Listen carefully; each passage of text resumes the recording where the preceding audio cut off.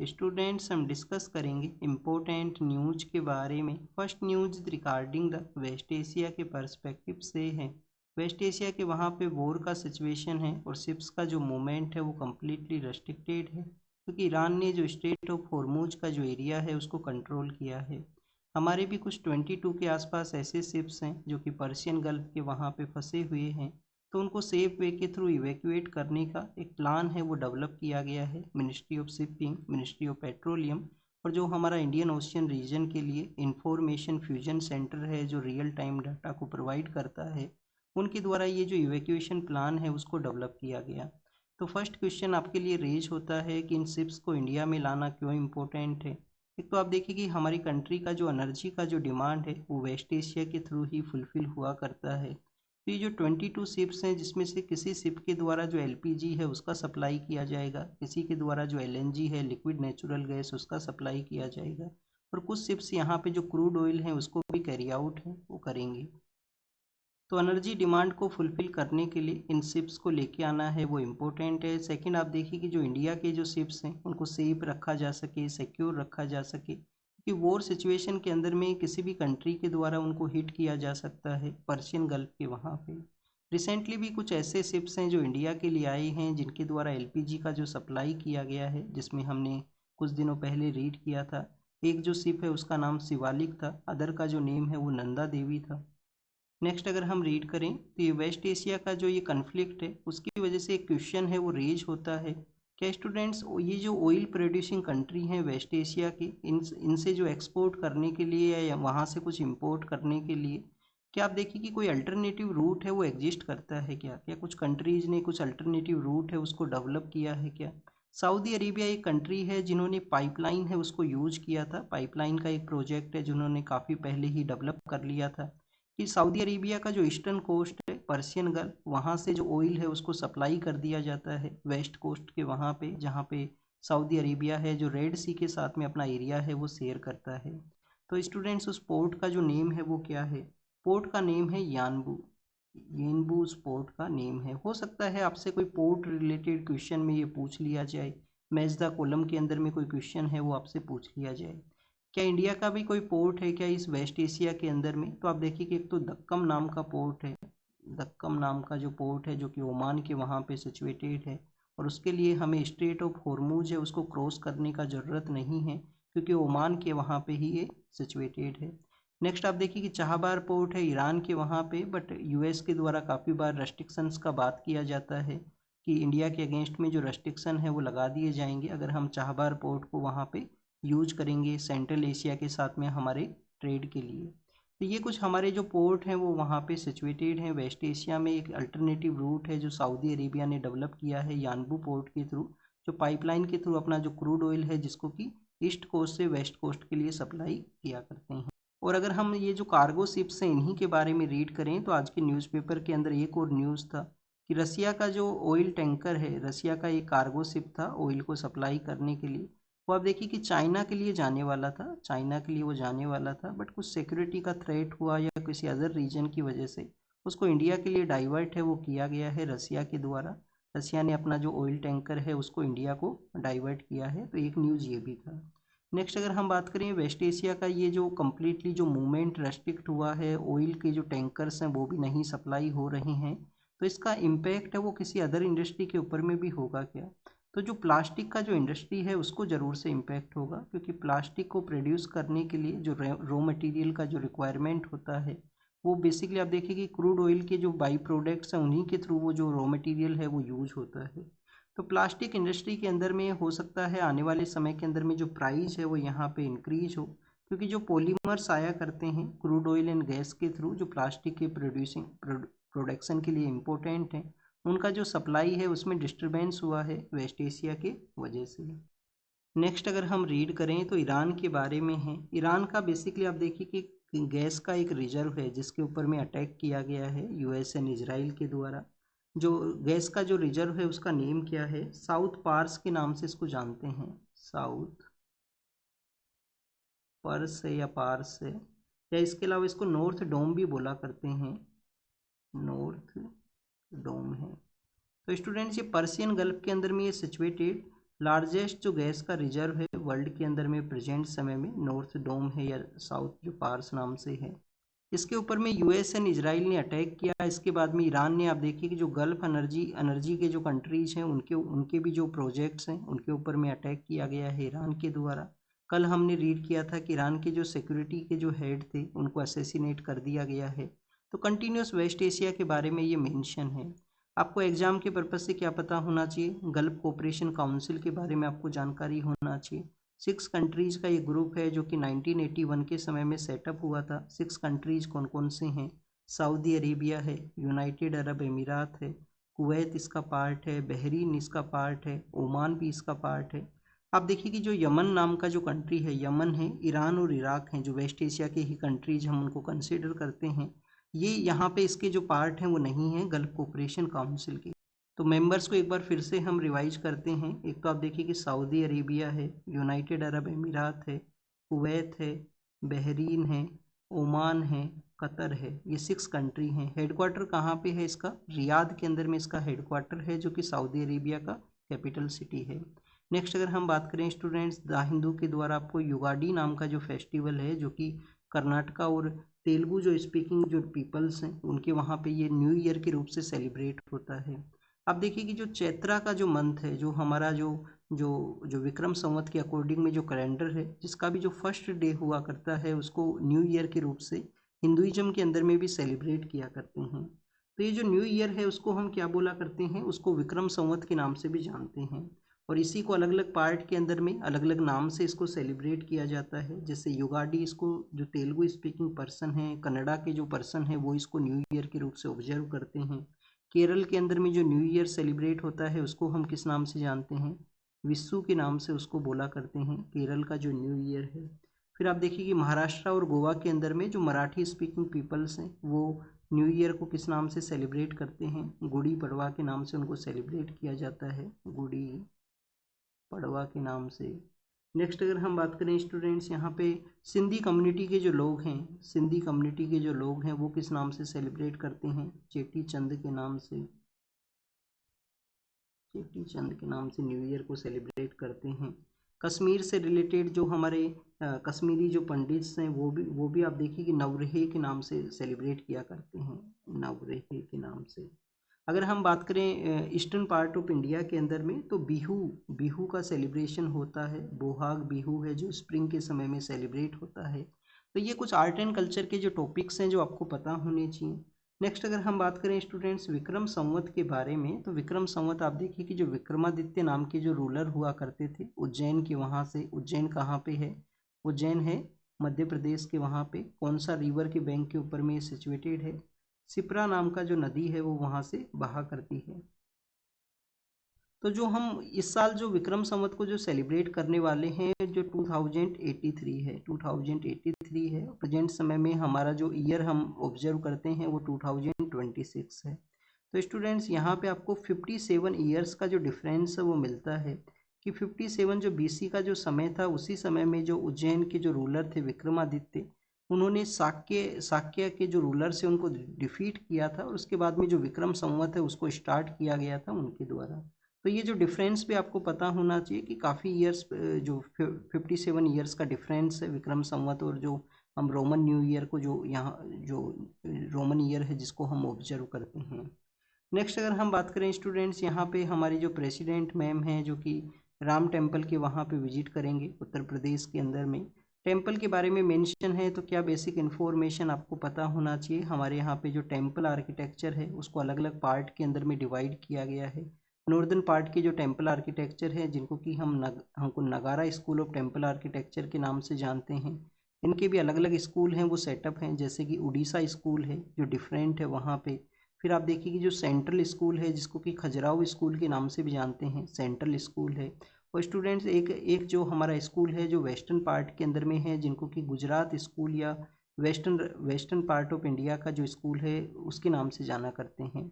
Southern part का जो temple architecture है वो कम्प्लीटली डिफरेंट है। वो वहाँ पे जो किंगडम्स का जो इन्फ्लुएंस है वो आपको मिलेगा वहाँ पे टेम्पल आर्किटेक्चर के ऊपर में। तो जो अयोध्या का राम टेम्पल है जिसको कि नगारा स्कूल ऑफ टेम्पल आर्किटेक्चर के थ्रू बनाया गया है, बट एक फीचर है नगारा स्कूल का कि नगारा स्कूल के अंदर में आपको जो बाउंड्री वॉल है वो नहीं मिलता है, टेम्पल के जो बाउंड्री वॉल है उसका प्रेजेंस नहीं मिलेगा, जो कि वहाँ पे अयोध्या टेम्पल के वहाँ पे उसको डेवलप किया गया Dravidian style of temple architecture के फीचर को। नेक्स्ट अगर हम बात करें स्टूडेंट्स, ईरान के अंदर में हमारे काफ़ी सारे स्टूडेंट्स हैं जो वहाँ पे पढ़ाई किया करते हैं, जम्मू एंड कश्मीर से रिलेटेड भी काफ़ी सारे स्टूडेंट्स हैं। अब उनको वापस से लाने के लिए क्या किया गया है कि आर्मेनिया और अजरबैजान नाम की जो कंट्री हैं जो कि नॉर्थ वेस्टर्न पार्ट के अंदर में ईरान से एरिया शेयर करते हैं, तो इन कंट्रीज़ के थ्रू इन स्टूडेंट्स को लाया गया है, एक डेडिकेटेड कॉरिडोर को डेवलप किया गया जिससे कि वॉर के समय में उनके ऊपर में अटैक ना हो सके, सेफ वे के थ्रू उनको लाया जा सके। अजरबैजान के साथ में हमारे जो रिलेशन है वो बेटर नहीं है। ऑपरेशन सिंदूर के समय में जिस तरीके से उन्होंने पाकिस्तान को सपोर्ट किया था, तो हमारे जो रिलेशंस में लिटिल बिट आपको डिक्लाइन मिलता है। बट आप देखिए कि अब गवर्नमेंट के द्वारा अप्रोच हुआ है, डिप्लोमेटिक चैनल्स के अंदर में कभी भी कोई रिलेशन है उसको परमानेंट नहीं माना जाता है। जो डिप्लोमेसी है उसका अल्टीमेट मीनिंग यही है कि कंटिन्यूस इंगेजमेंट हो, किसी ना किसी तरीके से एक दूसरे के साथ में इंगेजमेंट हो। तो जो बाकू है जो उनका कैपिटल सिटी है वहाँ पे कॉन्टैक्ट हुए हैं, कॉरिडोर को डेवलप किया गया, स्टूडेंट्स को लाया गया है इस वॉर कन्फ्लिक्टेड एरिया से। नेक्स्ट अगर हम बात करें स्टूडेंट्स, अफगानिस्तान के बारे में है, वॉर के बारे में हम रीड कर रहे हैं। तो अफगानिस्तान में आप देखिए कि जो ड्रग का जो एरिया है उसके रीहैब सेंटर को पाकिस्तान ने जैसे अटैक किया और फिर एलिगेशंस लगाए कि वहाँ पे तहरीक तालिबान पाकिस्तान के जो पर्सन है उनका प्रेजेंस था जो कि पाकिस्तान के अंदर में बॉम्बिंग किया करता है। अब इंडिया के लिए क्या स्टैंड यहाँ पे होना चाहिए? इंडिया का स्टैंड ये होना चाहिए कि इंडिया कंटिन्यूस एक तो इस तरीके की जो एक्टिविटी हैं कि किसी हॉस्पिटल को डैमेज करना किसी पर्सन के द्वारा, किसी कंट्री के द्वारा, उसको इंडिया है वो कंडेम करता है, उनको कभी भी इंडिया सपोर्ट नहीं करता है। सेकंड, इंडिया आप देखिए कि अफगानिस्तान को अपना सपोर्ट इंडिया को प्रोवाइड करना चाहिए। अफगानिस्तान का जो ह्यूमैनिटेरियन डेवलपमेंट का सपोर्ट है, वहाँ पे इंफ्रास्ट्रक्चर डेवलपमेंट का जो सपोर्ट है वो इंडिया के द्वारा होना चाहिए, क्योंकि स्टूडेंट्स अफगानिस्तान का जो जोग्राफिकल लोकेशन है वो बिटवीन द क्रॉस रोड्स के ऊपर में है। नॉर्दर्न एशिया को सदर्न एशिया के साथ में कनेक्ट करता है, वेस्ट एशिया को ईस्टर्न पार्ट ऑफ एशिया के साथ में ये कनेक्ट करता है। तो अफगानिस्तान का जो लोकेशन है वो मोस्ट इम्पोर्टेंट है, रिलायबल हमारा एक पार्टनर रहा है। तालिबान के जो मिनिस्टर्स हैं उनके साथ में हमने डिस्कशन है वो भी किया है अभी रिसेंट ईयर्स के अंदर में, तो इंडिया के सपोर्ट के बारे में है। फिर आप देखिए उड़ीसा के वहाँ पे जो आईसीयू के अंदर में जो फायरिंग का जो इंसिडेंट हुआ था उसके बारे में मेंशन किया गया है कि हमारे जो क्रिटिकल एरियाज हैं वहाँ पे कैसे जो फायर एंड इस तरीके के जो इंसिडेंट है उनको हम रिड्यूस कर सकते हैं। गवर्नमेंट के द्वारा ऐसे एफर्ट्स लगाने चाहिए कि जैसे कि हम ऐसे इंसिडेंट्स को मिनिमाइज कर सकें, इनको हम यहाँ पे रोक सकें। ट्रांसजेंडर बिल के बारे में है, 2014 के समय में 2014 में सुप्रीम कोर्ट ने जो नालसा केस है, नालसा केस के अंदर में आप देखिए कि जो ट्रांसजेंडर कम्युनिटी के जो लोग हैं उनको रिकॉग्नाइज किया था नालसा केस के अंदर में। उसके लेटर फेज में क्या डेवलपमेंट होता है, अब देखिए कि जो जो यहाँ पे जो ट्रांसजेंडर कम्युनिटी से बिलोंग करने वाले जो पर्सन हैं जिनको सेल्फ सेल्फ या आइडेंटिटी है उसको रिकॉग्नाइज करने का जो जो प्रोसेस है वो एग्जिस्टेंस में आता है। बट एक नया बिल यहाँ पे लाया गया है, बिल के अंदर में क्या चेंज किए गए हैं।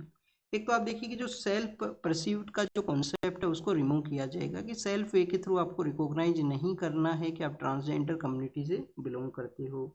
नए बिल के अंदर में न्यू काइंड ऑफ डेफिनेशन है जिसमें सोशियो इकोनॉमिक कंडीशंस एंड काफ़ी कुछ जो चीज़ें हैं उनको भी यहाँ पे उनको इंक्लूड है वो किया गया है।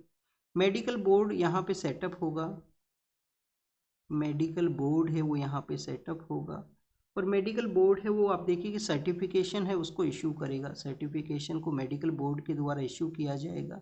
ट्रांसजेंडर जो एक्टिविस्ट हैं उन्होंने इसको अपोज किया है इस न्यू बिल को कि यहाँ पे उनके जो राइट्स हैं उनको ये हार्म कर सकता है। तो नए बिल के बारे में है जो ट्रांसजेंडर कम्युनिटी का है नालसा केस आपको पता होना चाहिए। हमारे जो फ्लैग हैं, नेशनल फ्लैग है, नेशनल एंथम है, नेशनल सॉन्ग है, उनके बारे में यहाँ पे मेंशन है। स्टूडेंट्स हमारा जो कॉन्स्टिट्यूशन असेंबली था, कॉन्स्टिट्यूशन असेंबली ने नेशनल फ्लैग को कब अडोप्ट किया था? 22 जुलाई 1947 को। नेशनल एंथम एंड सॉन्ग को कब कब यहाँ पे रिकॉग्नाइज किया था? उन्होंने रिकॉग्नाइज किया था 24 जनवरी 1950 के समय में। तो आप देखिए किस तरीके से रिकॉग्निशन है, डिफरेंट डेट्स को है। फिर अगर हम बात करें नेशनल फ्लैग का किस तरीके से इवॉल्व हुआ है, तो सबसे पहले आपको जो नेशनल फ्लैग है वो मिलता है जब भूपेंद्र नाथ दत्ता नाम के जो पर्सन हैं, जो कि हमारे स्वामी विवेकानंद के ब्रदर हुआ करते थे, वो सुरेंद्र नाथ बनर्जी को एक फ्लैग देते हैं 1907 के समय में। और ये जो फ्लैग था वो देखिए कि फ्रेंच रिवॉल्यूशन से काफ़ी ज़्यादा इंस्पायर हुआ करता था, उसी के ऊपर में बना हुआ था।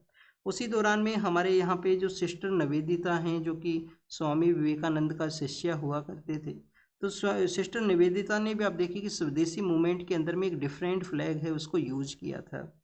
मैडम बीकाजी कामा हैं जिन्होंने किसी फॉरेन लैंड के ऊपर में इंडियन फ्लैग है उसको होस्ट किया गया था, उनके द्वारा फ्लैग को वहाँ पे यूज किया जाता है फॉरेन लैंड के ऊपर में।